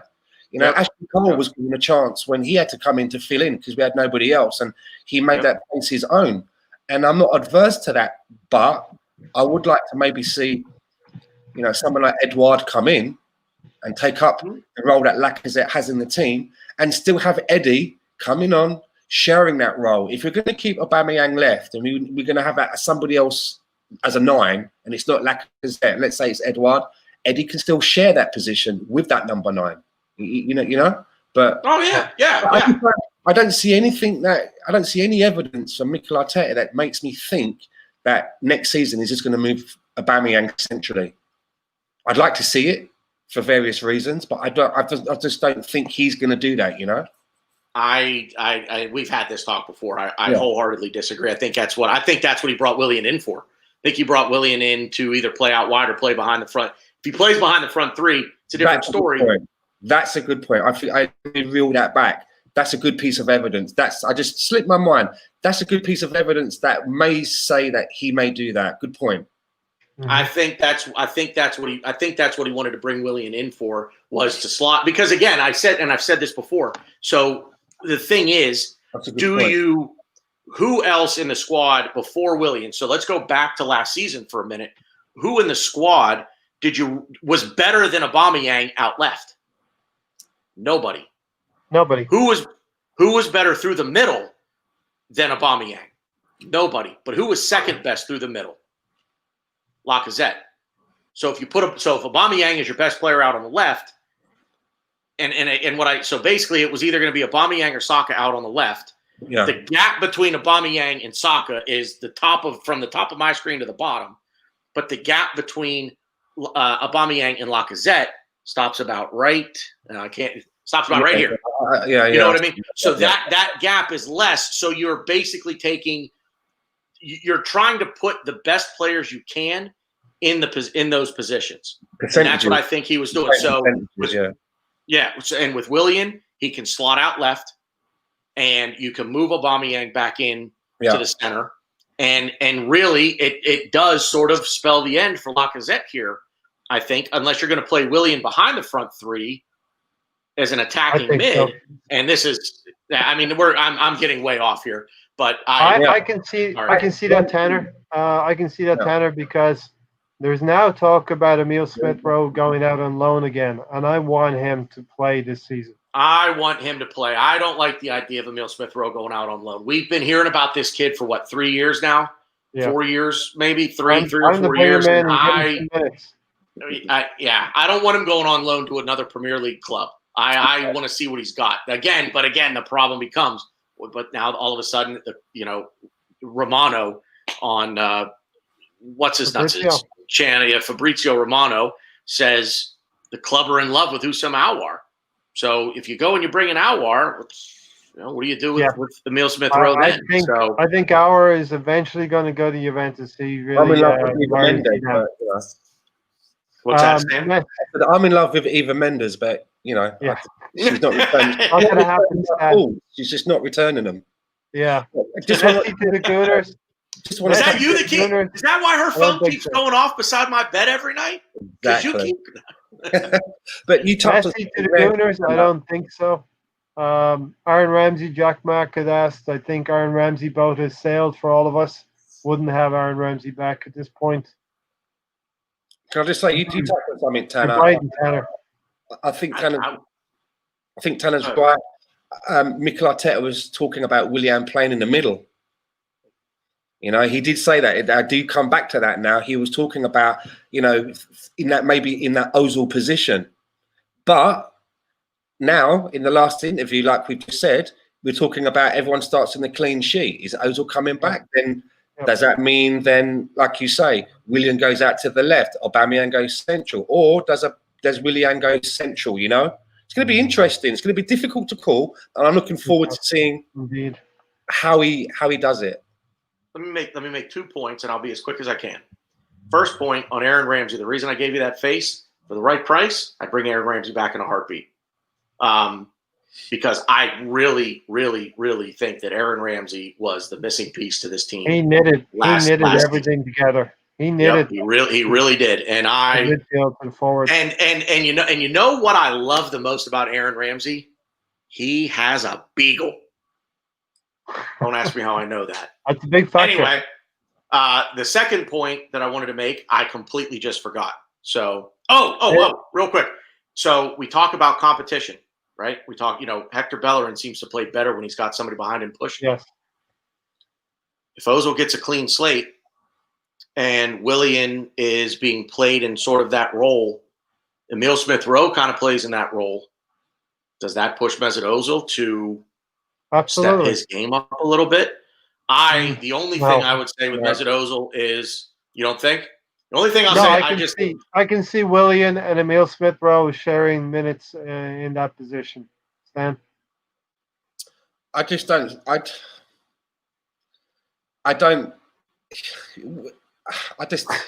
don't think he cares anymore. So, I don't think he's got nothing to prove. He's run a World Cup. He's done it at an early age. I don't think Mesut Ozil is, Mesut Ozil is at a stage in his life where he's thinking of the future now. He said in that interview, right, when he looks back on his days, if he's only going to be remembered as being a footballer, he's not feeling that he's accomplished everything that he wants to set out to do. He's what, 32 or 33? How old is he? 32? He wants to be a philanthropist. He wants to be like his mate Matthew Flamini. He wants to do that sort of stuff. So, but someone in the chat box said, I think it was Rule Carvey, about, I agree with him. I don't think Aubameyang is a target man at all.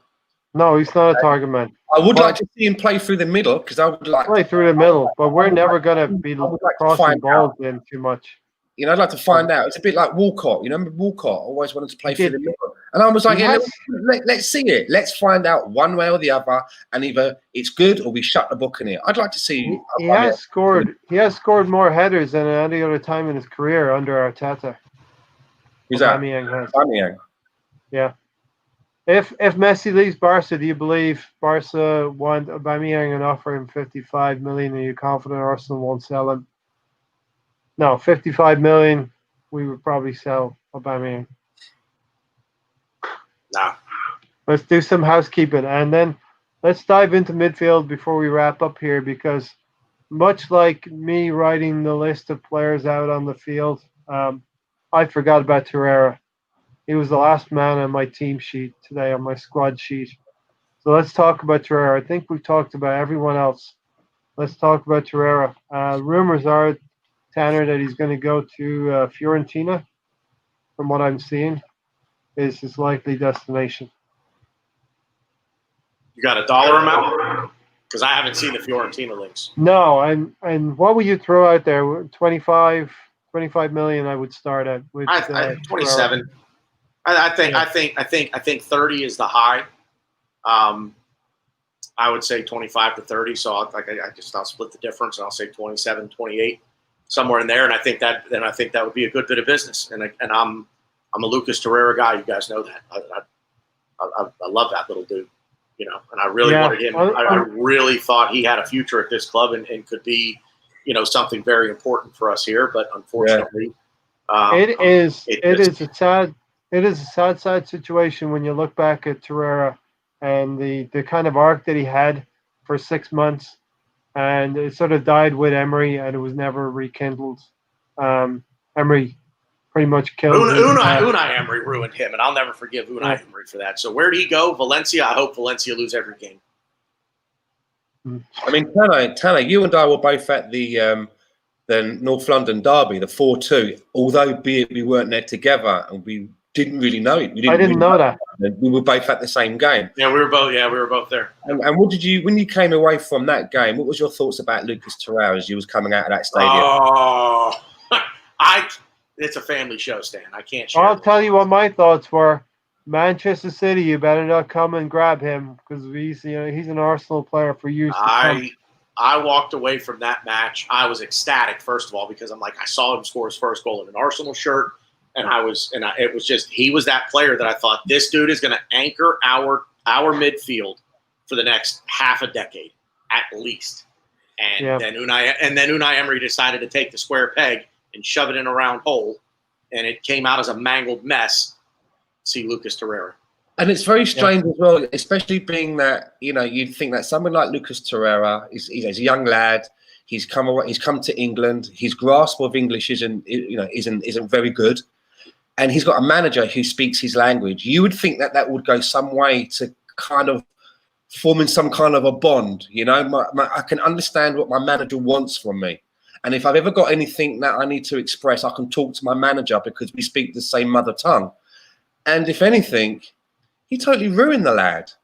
He totally ruined the lad, playing him as a number 10. And I get a little bit about it. It was like you wanted him higher up the pitch, putting up fires and starting a transition, but there was no one for him to deliver the ball to. Yeah, intercept the ball really high, but that was not his natural game style. He would get the ball sometimes and be putting out those fires, but then because there was no one for him to release to, he would turn the ball over, and then that would put us on the back foot. And he didn't look very comfortable. And I believe that had maybe someone like Mikel Arteta been the manager when he came in and he did in, you wouldn't be hearing about him being homesick. now. Yeah. But I think that the isolation, he's probably not learned much of the language. Managers have been in and out. He's been played out of position. And let's face it, the fucking weather's a lot colder than it is in where he's used to as well, which probably doesn't help. He's probably just thought to himself, like, fuck this for a game of soldiers. This is not how, you know what I mean? If he'd come in and I think Mikkel had been there and to someone to really help him integrate, I don't think we'd be having a conversation now, because there's a player in there.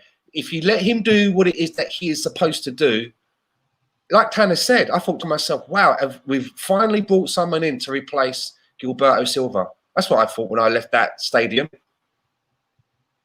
That's what I thought. And I was like, wow, this guy's going to be around for quite a while. Can't wait till he learns English and I can hear him talking in an interview. So seriously, that's what I thought. Yeah, it's really a pity with a player who was played out of position. Torreira was that player who, in the World Cup, marked Ronaldo out of the game. And we were thinking we have a player here for years to come. Like you said, two of you left the Northland Derby. You're thinking you have a player here for years to come. And now it looks like he's going to move on back to Italy, where he's not settled here in England, unfortunately. At the time of the Northland Derby, when we won 4-2 in that game, I was thinking, Man City, you better not come and buy him, because this is a player we want to keep. You know what I mean? But there you go. We have 18 likes on the video. Punch it up a little bit more, fellas. We'll get to 25 hopefully by the end of this show. Stan? I was just going to say, if we do have to sell Lucas Torreira, you know, it's important then that we at least turn a profit. We cannot sell him at a loss, because it just defeats the self-sustaining model. Then it just makes everything seem even a little bit more like, does anybody know what they're talking about? Even if it's only $1 million or $2 million, there has to be a profit on it to make it at the very least. Yeah. And what did we buy him for? 25. No, I think it might have been about the same, 27, 26. Really? I thought it was a little bit less than that. I might be wrong. I was thinking maybe 22. But are we talking pounds or euros? There you go. I try to talk in pounds whenever we discuss this stuff. So, okay, difficult question. We're going to go a few more minutes here. Like the ticker says down there, you're all mad. It's good stuff to be here with us, though. We love it. We love this. 26 million pounds for Lucas Torreira. 26 million. Believed to be around 26 million pounds. So you're all a great group and a big part of the channel. So thanks. Share the content if you have a chance as well. If you like a video, if you like a current video, share the content. And I got a question here, Tanner. So many players are up for sale. Where does it all start? Which player goes first? Something's got to give eventually, right? Which player? Which question tonight goes to you, Tanner? Which player would I try to sell first, or which player do I think is going to get sold first? Which player do you think is going to get sold first? Maitland-Niles. I think Wolves or Newcastle or even one of the German teams, Leverkusen or there was another one. Leipzig. Leipzig. They came in. They were sniffing around. I think somebody comes in with an offer 22, 23, maybe 25 for him. And I think at that point you have to look at it and say it's a good bit of business. It's going to help us solidify in another area. You got to do it. You got to make that happen. I mean, if you get 23 million for Maitland-Niles pounds, you're now 22 pounds away from 22 million pounds away from Thomas Partey's release clause. Should we have inquired about getting Matt Doherty, Tanner, in exchange? Or at least he is going to go to Tottenham now, right? I gotta be. I mean, I don't really know much about Matt Doherty other than I've heard of him. He's a big Arsenal fan. I knew it, right? I knew it. I was thinking, I bet he's Irish. That's why he keeps talking about this Doherty. Okay. I knew it. Oh, me. I mean, where's he going to fit? Where's he going to fit here? On the right wing. He gets a lot of goals. He gets a lot of goals per Okay, season. okay. So who sits in favor of Matt Doherty? A guy that two of us have barely heard of. He's an Irish international. Right. Pepe out, Doherty in. Yeah. Ruel Carvey, this is probably a comment of the day. I don't know if he's talking about us, the panel, or if he's talking about in general. None of the questions asked today had a clear answer. Well, if he's talking about us, it should be. He should be saying, yeah. He's probably talking about us, right? Yeah. We are just. There is no clear plan. I feel there is no clear answer right now. There's no clear answer. There's no clear answer, and there's no clear plan. Yeah, well, there is no clear plan. I put in my notes there's a clear plan, but when I hear Ainsley Maitland-Niles is his decision to leave, and I think Arteta wants to keep him, then it throws everything up in the air for me. We had a press conference just to tie everything up here in a bow, Tanner. We had a press conference today where Arteta said everyone gets a clean slate. Now, whether that's a ploy or not, like we said at the start, to keep our transfer window options open or not, it sends a strange message because Guendouzi's sending pictures of poolside, not caring about the players at the FA Cup final who are going to try and win a trophy. It just sends the wrong message for me, and I think you agree with me. It does. It absolutely does. But at the same time, with Matteo Guendouzi, what can Mikel Arteta say in this press conference regarding Matteo Guendouzi? Because if you come out and you say he's not going to factor in the plans, if he doesn't say, make the clean slate comment, if he actually tells you what he thinks of Matteo Guendouzi, nobody's going to buy him. Nobody wants to buy him now. So you go out and you kill whatever little value, sell on value he may have had. Now, this is Mikel Arteta. This is Mikel Arteta playing the transfer market like a fiddle. Yeah. Everybody gets a clean slate. And I don't know what you're laughing at, but we're gonna find out, aren't we? Arteta, right? He came home one day, right, for lunch, unannounced. Mrs. thought he was going to be at London Coney all day, but he came home for lunch unannounced, let himself in the back door, went upstairs. What did he find? He found his missus in bed with the postman, but they're not getting a divorce because that happened 2 weeks ago, and since 2 weeks, everyone's been given a clean slate. Everybody gets a clean slate. Don't worry about it. It's all good. We start again. You know that thing you did at work last week? It's okay because you're getting a clean slate. Yeah. The cop you know that guy you were shagging the other day? Yeah. The points on your license. Remember when we came to that really important meeting with our biggest client and you just stood on the desk and called one out in front of our biggest client? Well, don't worry. As it was 2 weeks ago, we're going to keep you. It's all good. Clean slate. And so to Ruel's point, we don't have the answers today. I'm sorry. There's just too much up in the air. And I hope you understand. This panel has been useless tonight. We have no real answers. We all get a clean slate in the next video now. Right? I wasn't really. Wait. Was I supposed to provide answers? I thought I was just here. To listen to the sound of my own voice. No, I mean, it has been difficult to get through the comments. I thought we were just having a drink. People actually watching this then? All of the questions. But who knew? We love you all. You all get a clean slate on the next video too. So I want everyone to know that this clean slate could be a thing, Stan. Well, yeah. I mean, my missus has still got the hump with me because I didn't take the rubbish out.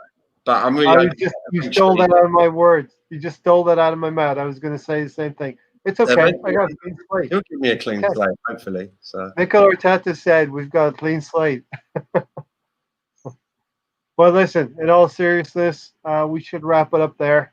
Let's try and get through a few comments. Listen, thanks, Stan, and thanks, Tanner, for joining me tonight. We haven't answered many questions. Just before we go, though, I'm sure this man sitting next to me has got something happening coming up. Yeah. Something happening coming up next week that you might want to talk. I'm sure there is. About. that we've talked about a little bit before? Oh, I thought you were talking about the turtle head that I had poking out here. Know what I was going to do as No. soon as it shows? No, okay. Sorry. No, we've talked about that. Yeah, so Tuesday, 9:30 p.m. Eastern Standard Time, the debut episode of Same Old Arsenal USA. Hold that thought. You guys go ahead. I'll be right back. Do I have to wait to close out the show till he gets back then? Nah, Yeah. I think it's going to be a while. You're done. Say goodbye. I don't know. What is that, Stan? Oh, okay. Rule said he was talking about the press conference.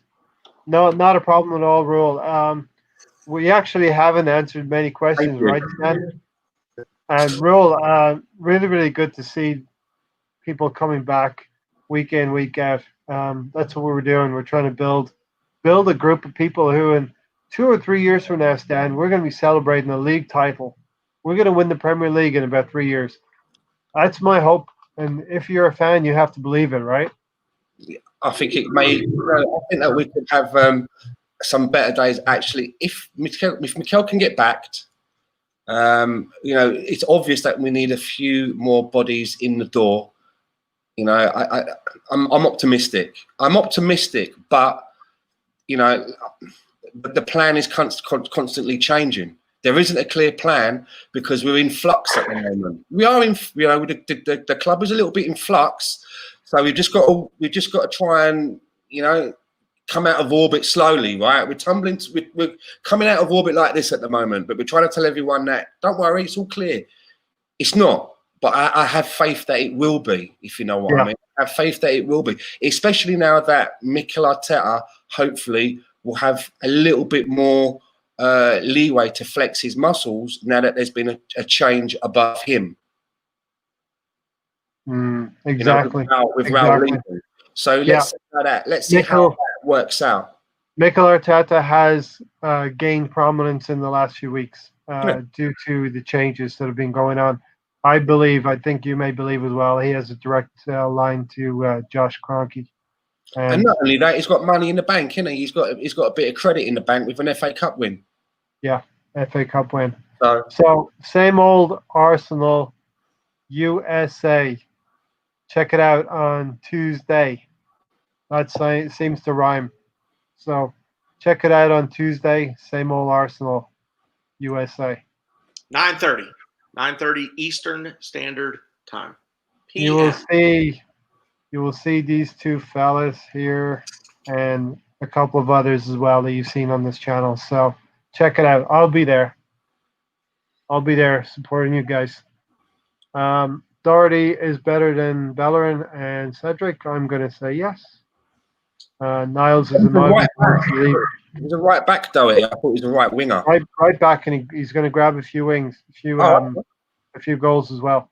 We got 18 likes. If you can smack a few more likes, we'll hit the record tonight.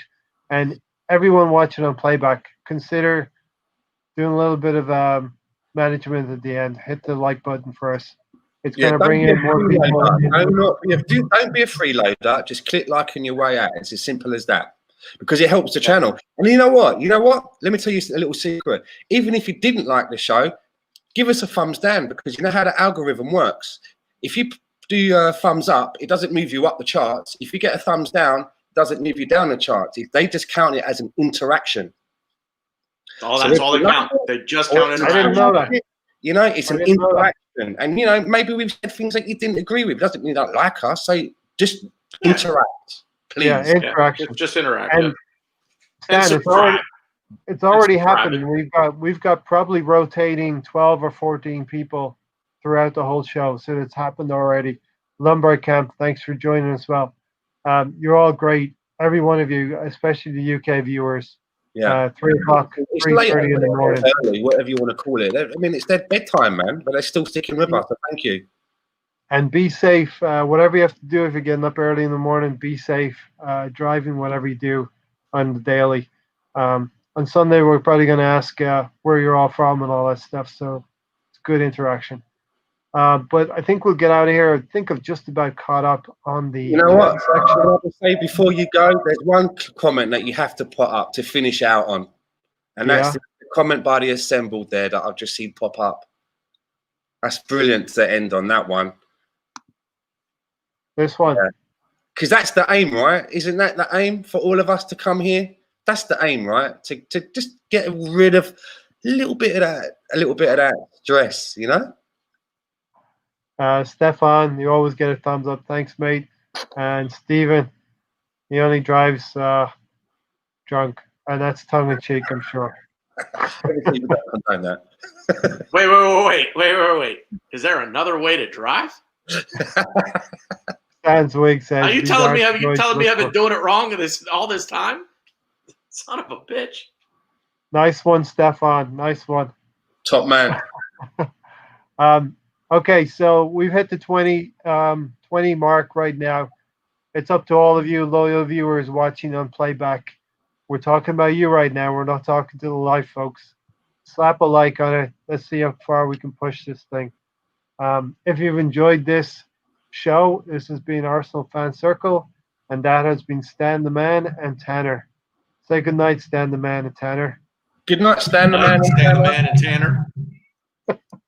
Come on, the Arsenal, up the Arsenal. Come on, you Gooners. Better days ahead. We'll make sense of this transfer window. Hang in there for the next 4 or 5 weeks. We are out of here.